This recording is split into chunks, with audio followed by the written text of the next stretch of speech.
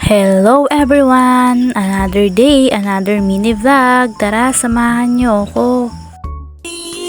Good morning! Panibagong araw, panibagong hamon na naman sa buhay natin mga mare. Ngayong araw nga ay maagang gumising ang mga batang ito. Alam niyo naman mga mare, kapag ganitong edad ay maaga talagang gumigising, pero kapag tumanda na sila ang hirap ng gisingin. Dito nga natulog yung kapatid ko at yung pamangkin ko. At bumangon na nga kami ng higaan dyan at pinahigwa ko muna si Kenji sa may duyan niya. At syempre ako naman inayos ko muna yung sarili ko bago kumilos sa gawaing bahay. Kaya ayan mga mare, nagsuklay na nga muna ako dyan kasi minsan na lang talaga ako makapagsuklay. At ayan nga mga mare, sisimulan ko ng mga gawaing bahay. Una, magluluto muna ako ng kanin namin. Inalis ko nga lang yung tira naming kanin dyan kagabi at hinugasan ko nga muna itong rice cooker para lagyan ko na ng bigas at sasaingan ko na nga lang. At mabilis ang galaw nga lang mga mare, sinasamantala ko kasing nakatulog yung baby ko para makagawa ko sa gawaing bahay. At buti na lang talaga nakikisama siya ngayon at ayun, tulog na tulog sa may duyan niya. At pagkatapos ko nga magluto ng kanin, isinunod ko rin tong hugasin namin kagabi. At hindi na nga nakapaghugas ang mare nyo. At gabi na rin kasi kami nakakain. At ayan nga mga mare, hindi pa doon natatapos dahil magwawalis muna tayo dito sa may harap ng bahay namin.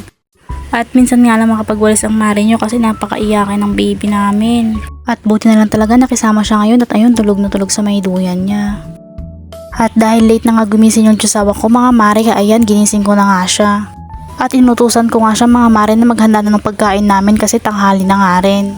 At ako naman ay tinatanggal ko na nga yung mga punda ng unan at papalitan ko na nga rin. At magdadalawang linggo na nga to mga mare, kaya kailangan ng palitan ng bago. Kayo ba mga mare, mga ilang linggo o buwan kayo bago magpalit ng punda? At pagkatapos ko nga rin to tanggalin ng mga punda, ilalaba ko na nga rin to agad. Habang tulog pa ang baby ko at pinabantay ko nga muna sa may kapatid ko. At ako naman mga mare ang nagbabantay dito sa may pamangkin ko. At dahil masarap ang tulog ngayon ng baby ko mga mare, ay sinamantala ko na nga rin maglinis ito sa may higaan namin. Nagwalis nga lang ako dyan, papalitan ko na nga rin tong bedsheet namin. Minsan nga lang ko makagalaw ng ganito mga mare kapag nasa mood si baby o may nagbabantay sa kanya. At unti-unti na nga rin namin napapaganda tong munting tirahan namin. Madami pa kaming aayusin at babaguhin. Ang saya sa feeling mga mare kapag nakabukod na talaga kayo. Magagawa niyo yung mga gusto nyong gawin na walang makikialam. At kayo ang hari at reyna ng iyong munting tahanan. Dati mga mare, pangarap ko lang ito, ngayon eto na. Kaya super thankful ako sa Diyosawa ko na ginagawa niyang lahat para sa amin. Mapapa, thank you Lord ka na lang talaga. At ayun na nga mga mare, nakagising na nga yung baby namin. Pinadedi ko nga muna siya dyan at nakatulog nga siya ulit. At tinignan ko nga yung Diyosawa ko mga mare at naghahanda nga siya ng umagahan namin ngayong araw. At siya talaga ang tagaluto at syempre ang ambag ko ay tagakain lang. Oy, syempre biro lang mga mare, tinutulungan ko pa rin naman siya. At natapos na nga siya magluto at ayun, naganda na nga kami ng makakain namin ngayong umagahan. At tinawag ko na nga rin dyan yung kapatid ko para kumain na nga siya.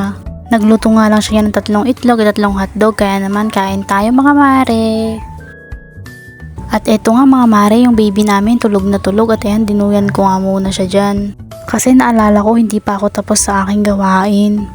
At kailangan ko nga palang maglaba ngayong araw mga mare. At inuuna ko nga palang labahan yung mga gamit ng baby namin. Tapos mga mare, maya maya isusunod ko na rin yung mga punda ng unan, bedsheet, at iba pang mga dapat labahin. At buti na lang talaga nakisama yung baby ko ngayon at nagawa ko yung mga gawaing bahay. At nagising na nga yung baby ko, tinasikaso ko na nga rin siya. O siya mga mare, hanggang dito na lang. Salamat sa panonood.